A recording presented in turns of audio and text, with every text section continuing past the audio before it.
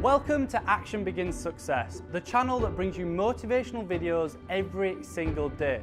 If you like this video, make sure you're subscribed to the channel and have notifications switched on to receive daily motivational videos. Hope you have an amazing and positive day and enjoy the video. Thank you. Thank you very much. Did you hear what the cow said to the farmer on a cold winter morning? Thanks for the warm hand. Anyway, it's going to get better, so don't panic on me. I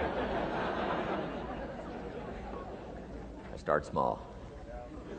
Nice to see all of you. How many of you have never seen me before? This is your first time? Oh, wow, most of you, okay. I keep thinking for sure I'm more famous than that, but, you know, that is the truth. I'm delighted to be here.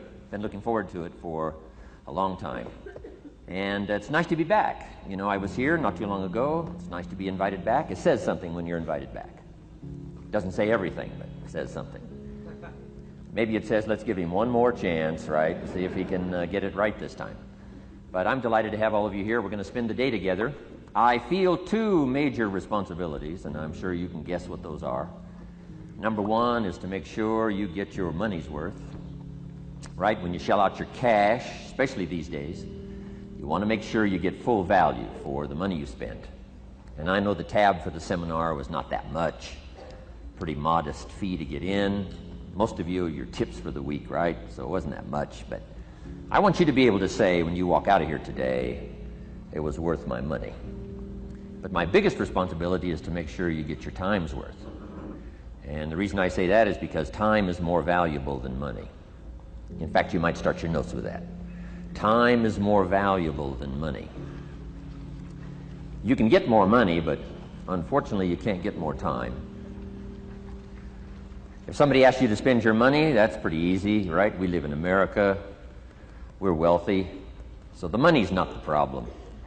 But what if somebody asks you to spend a day, right? You got to think that over carefully. And I know you did. I wouldn't waste one of my days, not for anybody, not for anything. Once I understood how valuable they were, I don't waste any. But to make an investment like today of your money and your time, I appreciate that. Today's going to be costly for me. It's going to cost me one of my days to be here, right? And some money, of course. But, you know, I don't need the money. I take the money, but I don't need the money. But guess what I do need? The time. So I'm here not to just joke with you. I'm here not to just tell some funny stories and give a performance and walk away. I'm here to give you some value, and I want to make it worth your time. I'm going to invest a day. You're going to invest a day. Let's get the most out of it and see what we can walk away with today. Anyway, for you that have not seen me before, just very briefly, let me just tell you my story. I grew up in Idaho, farm country, southwest corner of Idaho. In fact, my father still lives on the old homestead where I grew up. He'll be 89 his next birthday. He still hasn't retired. I'm proud of my dad. He's never been ill. He's really something. I'm trying to get him to retire this year, 88. I'm telling my father, what a good year to retire when you're 88. And he says, hey, talk to me in 10 years, right? I might be ready. But anyway, I went to high school. I graduated. I went to college 1 year. Halfway through my second year of college, I decided I was smart enough, so I quit. One of my major mistakes. I should have stayed in school. But I thought, heck, you know, I'm smart enough to get a job. That's what life's all about, right? Get a job, pay your bills, work hard, stay out of trouble, keep your fingers crossed, hope for the best.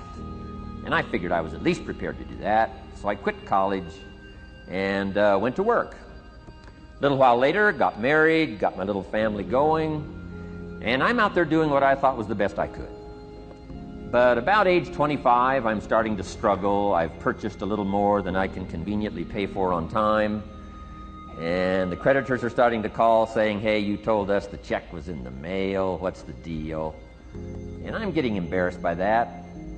I'm also embarrassed, big mouth me, with all the fancy promises I made to get married. I'm way behind on those promises, and I'm getting discouraged, wondering what to do. And I thought, well, maybe I should go back to school, right? 1 year of college, pretty short on an application. But, you know, tough to go back to school, right? Especially when you got your family going. Time to stay is when you're there. So I discounted that. I thought, well, if I, you know, had my own business, that would be the way to go. But, you know, I'm short on money. Too much month at the end of the money. If you've ever been there, that's where I was, age 25. So I had to discount that, and I'm discouraged, wondering, where do I go from here? And then the miracle happened for me. Good fortune came my way. And who can explain good fortune? I don't know. Remarkable things that happen to you at a particular time. Sometimes it's just unexplainable how those things happen. One of my friends says, well, hey, things don't just happen. Things happen just. Another good note for your notes. Things don't just happen. Things happen just. And maybe that's it. I don't know. I'm an amateur on life, I guess like most of us are, trying to figure it out, how to make it valuable. But I was ready. And my good fortune was, at age 25, I met a very wealthy man. His name was Mr. Schoaf, Mr. Earl Schoaf. A friend of mine had gone to work for him, and he started telling me about this man. He said, you got to meet this man I've gone to work for. He's wealthy, but he's easy to talk to. And he's got a unique philosophy of life. And the more he kept talking about this man, I thought, well, I've got to meet this man. So sure enough, shortly after that, I had a chance to meet this remarkable wealthy man, and I was impressed. He was wealthy. Sure enough, he was easy to talk to. I was so intrigued, within a few minutes, I said to myself, if I could be like him, farm boy from Idaho, if I could be like him, I'd give anything. And then I thought, if I could just get around somebody like him, and if he would teach me what to do, I would be willing to learn. I'm coachable. And that was my good fortune. A few months later, this wealthy man that I met, Mr. Schoaf, took a liking to me, hired me, gave me a job. I went to work for him. And I spent the next 5 years in his employ. And then, unfortunately, he died at the end of that period, at age 49. His last 5 years, but the first 5 years of my new life, I got to spend with this remarkable man, and my dream came true. He coached me, he taught me. He taught me the books to read. He taught me the disciplines. He taught me the changes to make in my language and personality. And the things he shared with me during that 5 years literally changed my life, turned my life around, changed my income, changed my bank account, changed my future, changed everything. I've never been the same since that unique experience. And I wish he was still alive today, Mr. Schoaf. I'm sure if he was alive today, especially after this seminar, Idaho Farm Boy makes it to Dallas, Fort Worth, full house, standing room only. Pretty awesome, I'm sure. If he was alive, I'd be calling him today saying, you won't believe what's happening to me. I've had a chance now to share with other people what you shared with me. But anyway, how I got here. 30 plus years ago, I was living in Beverly Hills, California. And one day a friend of mine, businessman friend, said, Jim, I'd like to have you come and share your story with my service club that I belong to, the Rotary Club. He said, I know your story, Idaho Farm Boy makes it to Beverly Hills. But he said, I think my club members would love to hear your story. He said, if I arranged one of our breakfast meetings, would you come tell your story? Just share a few thoughts. I said, okay. So I agreed to go give this breakfast talk. And guess what? They liked it. And my telephone rang. I got another call saying, we heard you've given your story and shared some ideas. Would you come talk to our club? First thing I know, I'm starting to devote a piece of my business time to giving these talks. And then one day, a businessman who'd heard my talk, I think 2 or 3 times, approached me and said, would you come and share that story and some thoughts with my management and salespeople? He said, I got this little company going. And he said, if you'd come tell your story to my organization, he said, I'd be happy to pay you. And I thought, wow, wouldn't that be something? So I agreed to go do it, and I got paid. Little did I know, another fortune was waiting for me to translate my ideas into talks and speeches and seminars. Now I've written some books. It's on cassette tape. Now I get to travel around the world. Last year I was in Japan and Israel, Spain, Mexico, Australia, New Zealand, France, Germany, Canada, and and now Dallas, Fort Worth. So. Idaho farm boy gets to travel around the world and share his story, and here I am today. Anyway, it's almost too much for me to comprehend from where I started, raised in obscurity, in a little small farm community, and now to be here today is pretty awesome for me. So anyway, that's just a little bit about my story. My story is probably more intriguing for me than it is for you, but I wanted to hear it again, so I thought I would just, bore you with it. Anyway, I don't ask you to be impressed today. I'm the one that's impressed from where I came from to have a chance. But that's the American dream, right? Come true. Chance to start from scratch, start from obscurity, start with pennies, start with nothing, and have a chance to transform your life, change your life, set your goals, and see what you can accomplish. So anyway, that's how I got here, and I'm just delighted that this day has arrived, and I truly want to make it valuable for you. Let's go to work. Here's what I hope you'll find out of this seminar today for your notes. Here's what I hope you'll find. Number one, sincerity. Above all else today, I hope you'll find me sincere. Best place for people to start to communicate is sincerity on both sides. I'm sure you're sincere or you wouldn't be here today, right? To spend this kind of money, to spend this kind of time, roll up your sleeves today, go to work like I am, and get this message. You've got to be sincere. So I assume you're sincere. Now I want you to see me sincere. But I've got a good note for you to make. Sincerity is not a test of truth. Important note to make. Sincerity is not a test of truth. We must not make the mistake of saying he must be right, he's so sincere. That would be a mistake. And here's why. It's possible to be sincerely wrong. So we don't mistake sincerity for truth, right? Sincerity is only a test of sincerity. Truth has to yet be tested by truth, okay? But hopefully you will find me sincere and truthful. Next, a combination of things I hope you'll find here today. Ideas plus inspiration. Ideas plus inspiration. Ideas, business ideas and social ideas and personal ideas, we all need ideas. Right? How to have a good day ideas, how to have a good year ideas, how to have your best year ever ideas, good health ideas, personal relationship ideas, how to deal with your family ideas, sales management ideas, financial freedom for the future ideas. We all need good ideas. So today, I hope you gather up by notes and by what you can remember a lot of ideas. I want to share as many with you as I possibly can in the time constraints we have. Today's going to go very rapidly. I used to think a day like this was a long day. Found out it's a pretty short day. But I'm going to go as fast as I can, share with you as many ideas as I possibly can. And here's why. Ideas can be life-changing. Ideas can be life-changing. And sometimes all you need is just one more in a series of good ideas. It's like dialing the numbers into the lock. Right? You got 5 or 6 numbers dialed into the lock. The lock still won't come open, but you don't need 5 or 6 more numbers. Maybe you just need one more, and maybe a seminar like this could do it. A sermon could do it. The lyrics from a song could do it. The dialogue from a movie could do it. Conversation with a friend might do it. That one last piece you need, number. Dial it into the lock. That's it. The lock comes open. There's the door for you to walk through.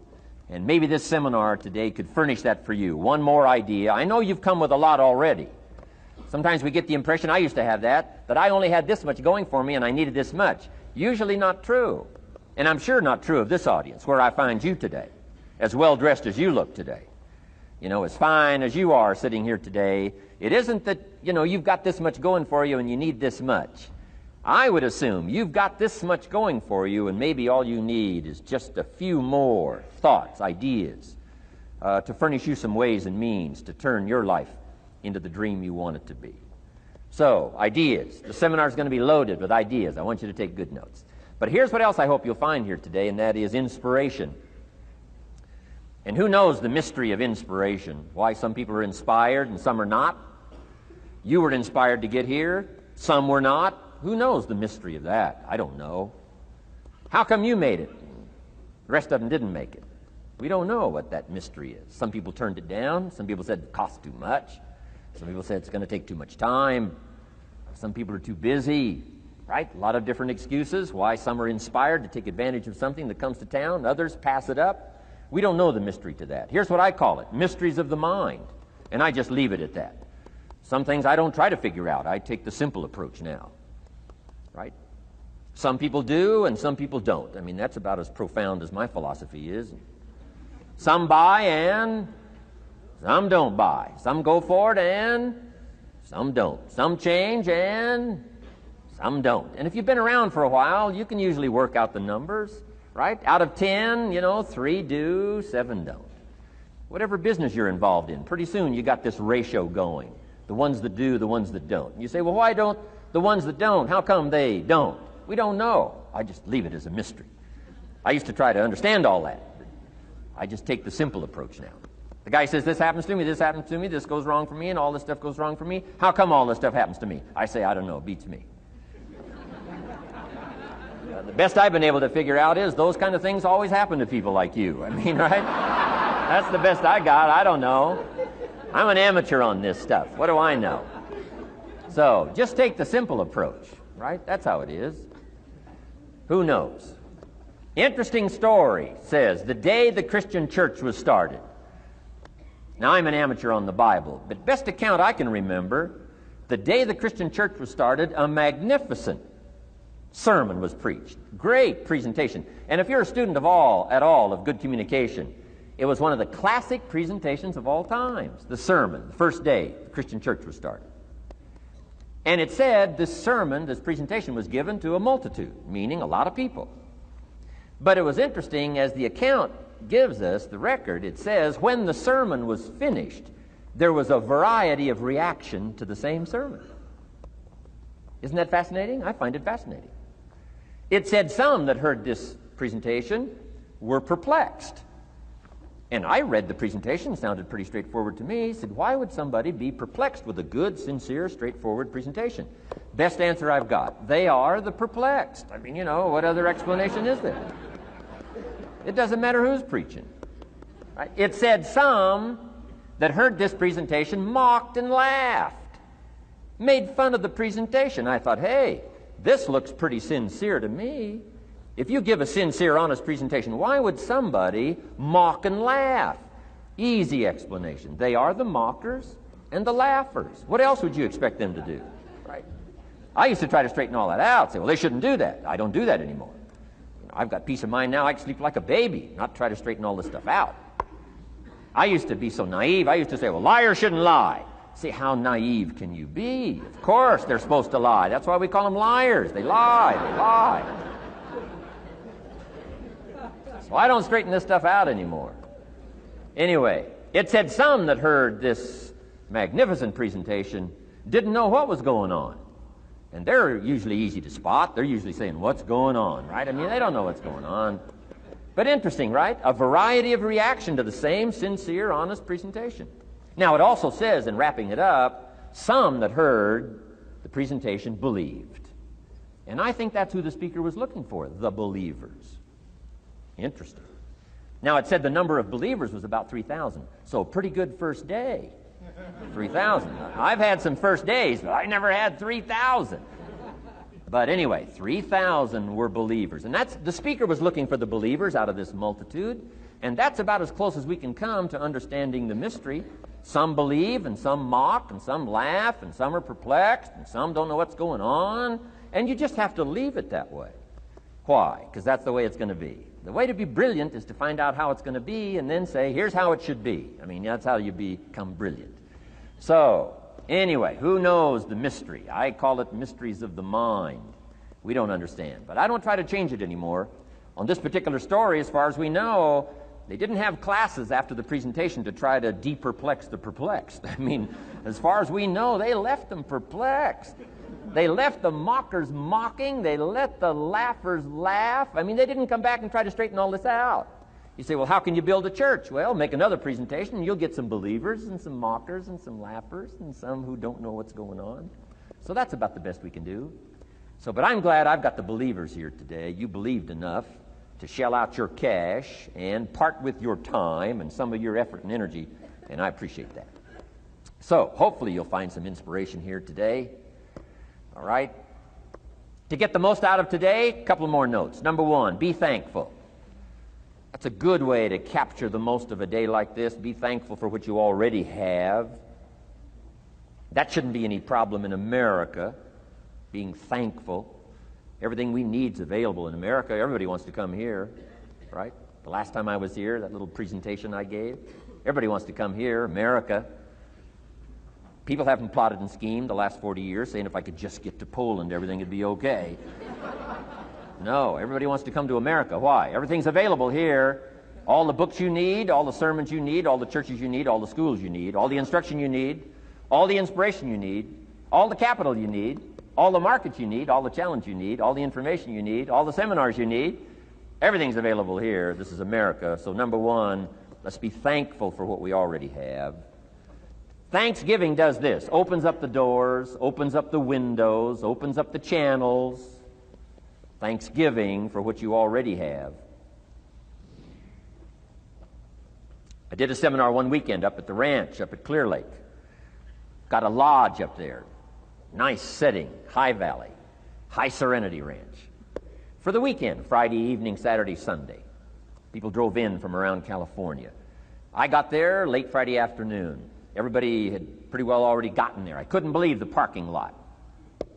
Continentals and Eldorados and Mercedes and Cadillacs and unbelievable. Ferrari, one Rolls Royce, unbelievable. I walked in, good-looking crowd about like this, sitting there ready for the weekend seminar. My opening remarks were, ladies and gentlemen, I think the rest of the world would find it strange that we have all come here this weekend to try to figure out how to do better. Right? I think the rest of the world would say, I don't understand. Guy in his Rolls Royce saying, I got to get to the seminar, find out how to get another one of these Rolls Royces. Unbelievable. Anyway, let's be thankful. Here's what locks up the doors and the channels to receive more: cynicism. That locks you away. That prevents you from learning more. Being a cynic about the past and the future, a cynic about the marketplace, cynical about the people, cynical about the institutions, cynical about the setup, cynical about yourself, cynical about your chances. See, that locks away all the chance for stuff to flow your way. So, good advice, I think, today. Start off, be thankful. Here's number two, listen well. And that's going to be a challenge today. I understand that. Seems like most of, our life is still going on outside these four walls, right? Most of our life seems like it's all, continuing out there. Family and business and associates and market and economy and whatever else is happening in the midst of your life. And to sort of, pull your attention from what's going on out there and put it in here for just a few hours, I know is a challenge. But do the best you can, listen well. And here's the last one, take good notes. Be a good student today. Take some good notes. I've not come to entertain you. As you can tell by my opening joke, right? I would not make it in Las Vegas. So we don't have a dog and pony show today, no entertainment. But I do have some ideas. Take some good notes. Somebody showed me the other day notes that they took about 21 years ago, attending one of my seminars out in Los Angeles. He said, I still use these notes I took 21 years ago to help me in my business, relationship with my family. So I'd like to have these notes that you take today become that valuable for you. Then it would be worth me making the investment to come and spend a portion of my life, my time, my energy here. And I want this investment I'm making here today to pay off. And one of the ways it can pay off for me is for you to take good notes and then go away and use whatever makes sense. Because what I feast on coming back around is the stories out of this audience today. Sure enough, 6 weeks from now, 6 months from now, 6 years from now, somebody's going to, by phone, by letter, by personal contact, walk up to me and say, the things you shared that day got me thinking. And I started making some changes, and let me tell you what's happened to my business. Let me tell you what's happened to my sales career. Let me tell you what's happened to my relationship with my family. See, that'll make it worth it for me. Not the money, the return. Something you can't buy with money. If somebody says, thank you for touching my life and taking the time to make the investment. And that's what I'm all about. So if you'll become a good student today. And here's the last note. Don't be a follower, be a student. You'll be happy to know today we haven't come seeking disciples. We've got no movement for you to join.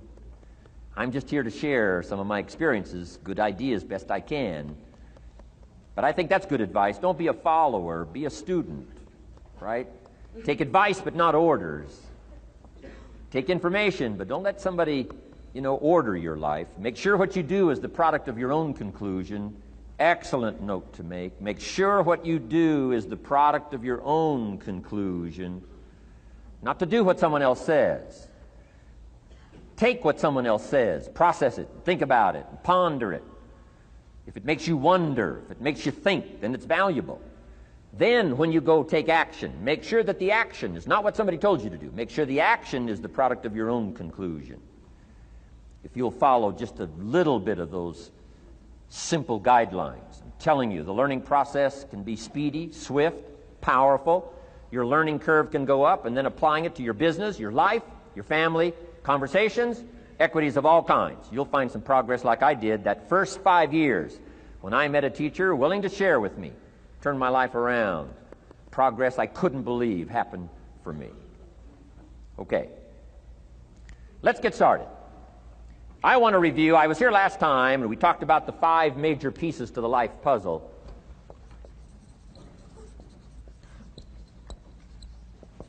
And I just want to review those because it lays such a good foundation for all the rest that I want to share with you today. We got a lot of subjects to cover, so we're going to go rather swiftly, okay? Put on your mental track shoes here and run with me today, because I'm going to deal mostly in concepts. Expect you to, fill in a lot of the details, because I've got a lot to share. I want to get through it all. But let's lay this foundation again of the 5 major pieces. Happens to be the title of my latest book. But I think it is so valuable in laying a foundation. It's some of the things I learned between ages 25 and 30. The teacher who taught me so well. He dealt in these fundamentals, we call these. Fundamentals. We call these basics. Basics for sports, fundamentals for sports, fundamentals for your business, fundamentals for the way you deal with your family, a few simple things. Few basic things that if you practice every day can make all the difference in the world, how it works out. I boiled it down to 5 major pieces to the life puzzle. Let's just review those. Number 1 is philosophy. Philosophy, as I taught the last time I was here, philosophy, in my personal opinion, is the major determining factor in how your life works out. Philosophy, the major determining factor in how your life works out. Philosophy. To form our philosophy, you got to think. You got to use your mind. You got to process ideas. And this whole process over a lifetime, starting way back here when we were children, schools that we've attended, our parents, our experiences, all this stuff that we've processed by the thinking process helps to develop our philosophy. And in my opinion, each person's personal philosophy is the major factor in how your life works out. Here's what I called it in that last presentation when I was here. It's called the set of the sail. Each person's personal philosophy is like the set of the sail. Now, I used to think it was circumstances that ordered my life. If someone would have asked me at age 25, Mr. Rohn, how come you're not doing well? Pennies in your pocket, creditors calling, nothing in the bank, behind on your promises to your family, you live in America, 25 years old, got a beautiful family, every reason to do well, and things are not going that well for you. What is wrong here? It would not have occurred to me to blame my philosophy. I mean, it would not have occurred to me. Saying, well, I got this lousy philosophy, and that's how come I got pennies in my pocket and nothing in the bank, and things aren't working well. That would not have occurred to me. I found it much easier to blame the government. Much easier to blame the tax problem. I used to say taxes are too high. Top tax rate when I first started paying taxes, 91%. Back then, when your income reached a certain level, all your income over that, 91%. So I used to say that's too high. Now, the top tax rate's about 33%. But people are still saying what? Taxes are too. See, but you can't use that anymore. If it's gone from 91 to 33, how could it be too high? Come on. I threw all that old excuse stuff away. Some people found it, though, and they're using it these days. My old list. I used to blame the traffic, the weather, used to blame circumstances, right? People say I'm too tall, I'm too short, I'm too old. I was raised in obscurity, raised on a farm, parents of modest means, all the stuff. If you were to ask me, how come you find yourself here, Mr. Rohn, age 25, living in America, land of abundance and opportunity, pennies, zero in the bank, not doing well, creditors calling, it would not have occurred to me to blame my philosophy. I found it easier to blame the company policy. I used to say, if this is all they pay, how do they expect you to do well? So I figured that, my future was going to be tied to what everybody else was arranging, the economy and, right, interest rates. I used to say things cost too much. That was my whole explanation, not my philosophy, until my teacher taught me better that this is where the problem was, my own personal philosophy. Here's what's exciting about each person's personal philosophy. That's what makes us different than dogs and animals and birds and cats and spiders and alligators. That's what makes us different than all other life forms. The ability to think, the ability to use your mind, the ability to process ideas, and not just operate by instinct. In the winter, I'm telling you, the goose can only fly south. What if south doesn't look too good? Tough luck. It can only fly south. But see, human beings are not like a goose, can only fly south. I mean, you can turn around, go north, you can go east, you can go west, you can order the entire process of your own life.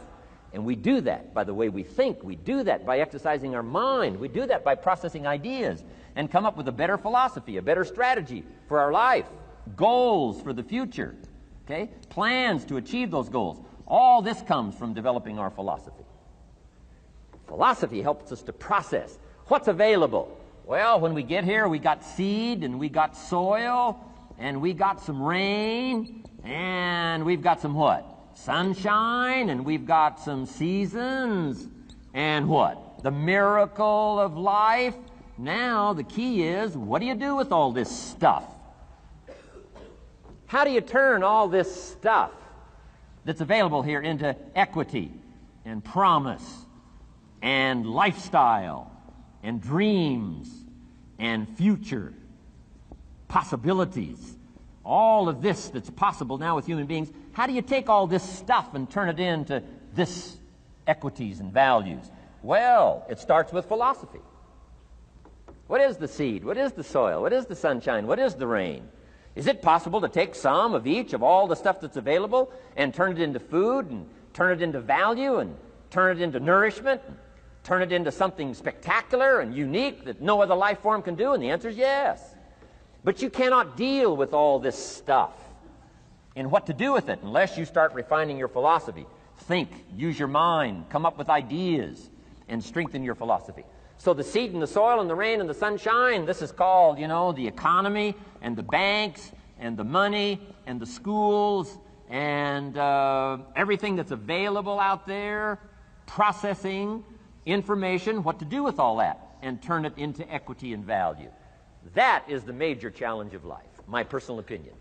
So each person's personal philosophy now is going to determine what you're going to do with seed and soil and sunshine and rain and miracle, the change of seasons. That's it. My personal opinion. Each person's personal philosophy is like the set of the sail. That's what this seminar is for today. Help you to trim a better sail. You don't need a better economy. You don't need better seed and soil. In fact, when it comes to seed and soil and rain and sunshine and seasons and the miracle of life, that's all you got. Now, what if you blame this stuff? Then you're blaming all you got. If you blame the economy, and you blame the schools, and you blame the teachers, and you blame the sermons and the preachers, and you blame, the marketplace, and you blame the company and company policy, what else is there? When some people get through with their blame list, there isn't nothing else. That's all there is. And if you blame the only thing you've got to work with, I'm telling you, it's called mistake colossal in not understanding that that's all you've got to work with. And if this is all you've got to work with, then you don't change the seed, and you don't change the soil, and you don't change the rain, and you don't change the sunshine, you don't change the seasons. Right? Guy says, I'll take 3 springs, 4 summers, 9 falls, no winters. No! You can't fool with this stuff. You got to take it like it comes. Then what do you change to make your life work well? You got to start with your philosophy. Guess what I had to do at age 25 in order to change my own future? I had to change my mind. I had to change my thinking. I had to change my philosophy. I was messed up on what was causing my problem. And once I got that straightened out, that all the stuff I blamed, the government and taxes and the marketplace and the economy and things cost too much, negative relatives, cynical neighbors, once I got rid of that and started going for where the real problem was, which was me, I'm telling you, my life exploded into change. My bank account changed immediately. My income changed immediately. My whole life took on a whole new look and color immediately. And the early results I got from making these philosophical changes tasted so good, I've never stopped the process from that day until this. And I'm telling you, with a little consideration of the refinement of your sail, by setting a better sail, refining your philosophy, your whole life can start to change from today on. You don't have to wait till tomorrow. You don't have to wait till next month. You don't have to wait till spring. You don't have to wait till 93. You can start this whole process immediately. I recommend it. Now, some people do so little thinking, they don't even have their sail up. I mean, you can imagine where they're going to wind up at the end of this week, at the end of this month, at the end of this year. Now's the chance to change, process all this information. So number 1 is philosophy. Okay. And we dealt with all that, where we get ideas from personal experience, from other people's experiences. I don't want to get into all those details because we covered that the last time I was here. But philosophy, that's number 1, my personal opinion. Each person's personal philosophy. Here's the definition of success and failure. Just make this note. Here's failure. A few errors in judgment. Repeated every day. Thanks for watching this Jim Rohn motivational video. Down in the description I have listed my top 5 self-improvement books, so make sure to check them out. It means the absolute world to me if you could hit the like button on this video, and if you have any questions or comments, drop them just down below. If you want to see our most recent video, click here, or for a totally random video, click here. Once again, thanks for watching, and I will see you in the next one.